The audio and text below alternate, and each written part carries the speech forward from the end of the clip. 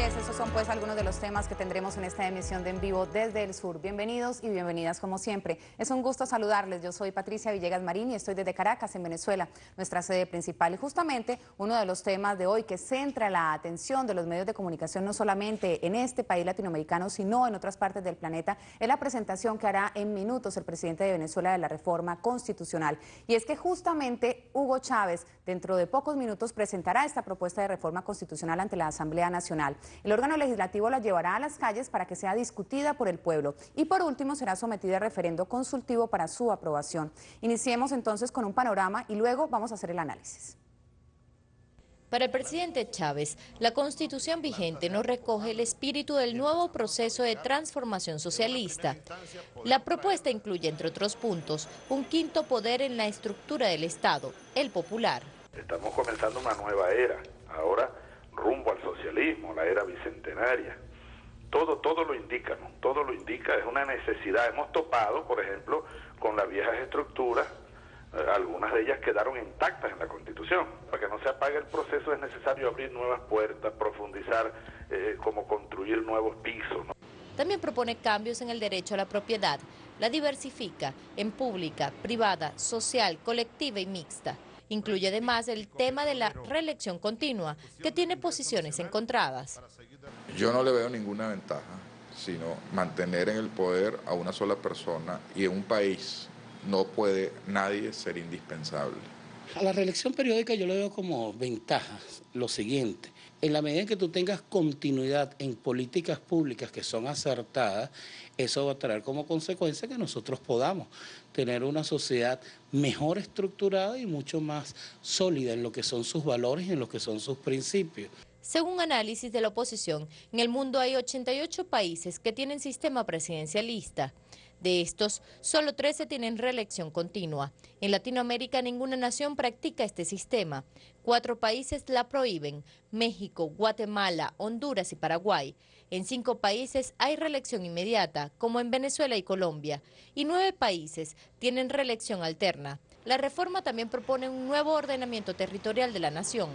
Una vez que el presidente de la República presente la propuesta de reforma constitucional ante el Parlamento venezolano, inicia un debate interno entre los diputados que puede durar más de 2 meses. Y posteriormente se convocará un referéndum consultivo para ver si la población aprueba o no dichos cambios en la Carta Magna venezolana. Madeline García, Telesur, Caracas. Y vamos ahora a analizar esta iniciativa y para ello entonces saludamos al doctor en Ciencia Política Miguel Ángel Pérez, investigador del Instituto de Estudios Avanzados IDEA de Venezuela. Muy buenas tardes, gracias por estar con nosotros en vivo desde el sur. Gracias a usted, Patricia, es para mí un honor estar en esta excelente tribuna latinoamericana en vivo desde el sur. Uno de los temas que sin lugar a dudas acapara la atención internacional frente a esta propuesta de reforma constitucional en Venezuela es la reelección indefinida, continua, periódica. ¿Cuál es el análisis que usted hace y cuál de esos términos le gusta más? Es importante recalcar el hecho de que toda discusión que gire en torno a la democracia participativa como alternativa a la democracia representativa que durante 40 años nosotros aplicamos en el país y que no tuvo muy buenos resultados, es precisamente la cuestión de la reelección presidencial. Ahora, esta reelección tiene que interpretarse no en términos estadísticos, como hasta ahora se ha hecho. Documentos de opositores a la reforma constitucional han planteado el hecho que de 88 países en el mundo que practican la elección presidencial, solamente el 15%, es decir, 13, poseen un régimen basado en la reelección continua. Ahora, yo pienso que no es una buena lógica esta, pues la estadística no nos lleva a mucho. Bajo esta lógica podríamos, por ejemplo, plantear el hecho de que la pena de muerte podría ser apoyada por el hecho que una democracia, entre comillas, respetada como la estadounidense lo aplica, o democracias como la francesa hasta los años 80 en el primer gobierno de François Mitterrand también la aplicaba. Pienso que la batalla de las ideas que a partir de hoy con esta propuesta de la reforma constitucional va a surgir es más bien una batalla que se tiene que dar en el plano semántico, es decir, en el plano del sentido. Y es ahí donde hay muchos equívocos. Equívocos como, por ejemplo, pensar que la reelección continua que se propone es reelección indefinida, o incluso en algunos casos se plantea la cuestión de una presidencia vitalicia. como parte de esta propuesta de la reforma constitucional. Nada de eso. La reforma constitucional en el plano de la reelección plantea el hecho de una reelección continua o periódica, y es el fruto precisamente del planteamiento de una democracia participativa, es decir, una democracia que parte del hecho de que existe una relación mucho más directa y mucho más horizontal entre el poder, los gobernantes y el pueblo. Es precisamente en este sentido que el pueblo tendría la potestad no solamente de decidir a quién va a gobernar, cómo va a gobernar, sino también por cuánto tiempo va a gobernar.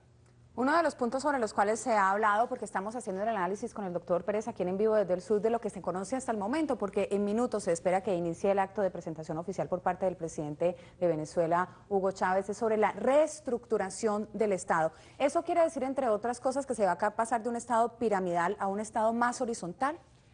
Entre otras cosas, existen, por así decirlo, tres características fundamentales del Estado que nosotros hemos heredado en esta democracia representativa que nosotros apoyamos hasta el final de los años 90. La primera cosa es un Estado piramidal, como tú planteas, Patricia, pero también un Estado con deficiencias a nivel de corrupción, a nivel también de una ineficiencia burocrática que le da mucho peso y que lo hace un monstruo casi incontrolable.